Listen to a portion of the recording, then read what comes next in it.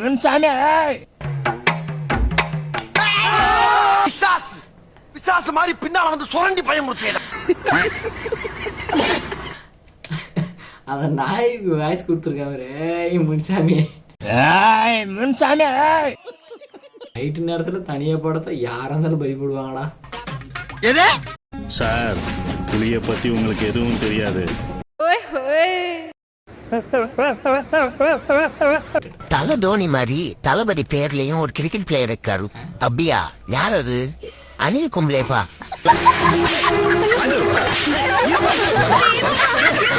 உடனே இப்ப வந்துருவாங்களே அணில்.